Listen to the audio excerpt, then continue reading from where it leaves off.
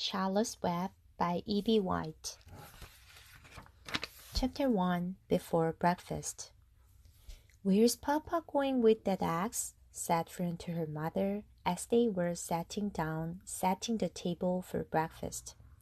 "Out to the hog house," replied Mrs. Arable. "Some pigs were born last night.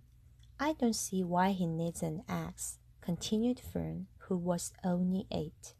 "Well," said her mother, "one of the pigs is a runt. It's very small and weak, and it will never amount to anything.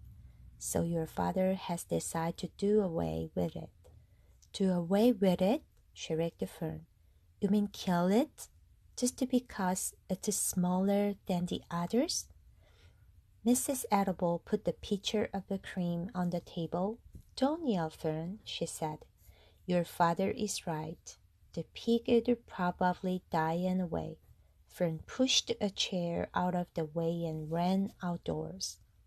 The grass was wet, and the earth smelled of springtime.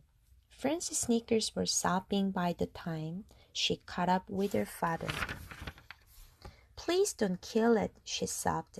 "It's unfair." Mr. Edible stopped walking. "Fern," she said gently, "you will have to learn to control yourself." "Control myself?" yelled Fern.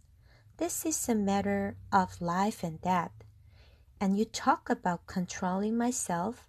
Tears ran down her cheeks, and she took a hold of the axe and tried to pull it out of her father's hands. "Fern," said Mr. Edible, "I know more about raising a little pigs than you do. A weakling makes trouble. Now run along." "But it's unfair," cried Fern. "The pig could help being born small, could it? If I had been very small at birth, would you have killed me?" Mr. Edible smiled. "Certainly not," he said, looking down at her daughter with love. "But this is different. A little girl is one thing. A little runty pig is another." "I see no difference," replied Fern, still hanging on the axe. "This is the most terrible case of injustice I ever heard of." A queer look came over John Arable's face. He seemed almost ready to cry himself. "All right," he said. "You go back to the house, and I'll bring the runt when I come in. I'll let you start it on the bottle like a baby. Then you will see what trouble a pig can be." When Mr. Arable returned to the house half an hour later, he carried a carton under his arm. Fern was upstairs changing her sneakers. The kitchen table was set for breakfast, and the room smelled of coffee, bacon, damp plaster, and wood smoke from the stove. "Put it on her chair," said Mrs. Edible. Mr. Edible set the carton down at Fern's place. Then he walked to the sink and washed his hands and dried them on the roller towel. Fern came slowly down the stairs. Her eyes were red from crying. As she approached her chair, the carton wobbled, and there was a scratching noise. Fern looked at her father. Then she lifted the lid of the carton. There inside, looking up at her, was the newborn pig. It was a white one. The morning light shone through its ear, turning them pink. "He's yours," said Mr. Arable. "Saved from an untimely death, and may the good Lord forgive me for this foolishness." Fern couldn't take her eyes off the tiny pig. "Oh," she whispered, "oh, look at him. He's absolutely perfect." She closed the carton carefully. First she kissed her father, then she kissed her mother. Then she opened the lid again, lifted the pig out, and held it against her cheek. At this moment her brother Avery came into the room. Avery was 10. He was heavily armed, an air rifle in one hand, a wooden dagger in the other. "What's that?" he demanded. "What's Fern got?" "She's got a guest for breakfast," said Mrs. Arable. "Wash your hands and face, Avery." "Let's see it," said Avery, setting his gun down. "You call that miserable thing a pig? That's a fine specimen of a pig. It's no bigger than a white rat." "Wash up and eat your breakfast, Avery," said his mother.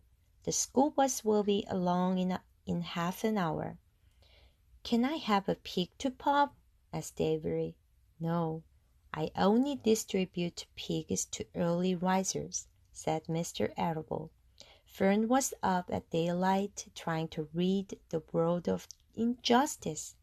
As a result, she now has a pig. A small one, to be sure, but nevertheless a pig. It just shows what can happen if a person gets out of bed promptly. That's it." But Fern couldn't eat until her pig had had a drink of milk. Mrs. Arable found the baby's nursing bottle and a rubber nipple. She poured warm milk into the bottle, fitted the nipple over the top, and handed it to Fern. "Give him his breakfast," she said. A minute later, Fern was seated on the table in the corner of the kitchen with her infant between her knees, teaching it to suck from the bottle. The pig, although tiny, had a good appetite and caught on quickly. The school bus honked from the road. "Run!" commanded Mrs. Arable, taking the pig from Fern and slipping a doughnut into her hand. Avery grabbed his gun and another doughnut. The children ran out to the road and climbed into the bus.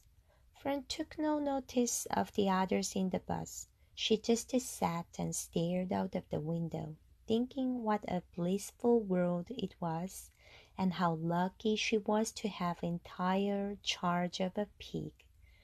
By the time the bus reached school, Fern had named her pet, selecting the most beautiful name she could think of.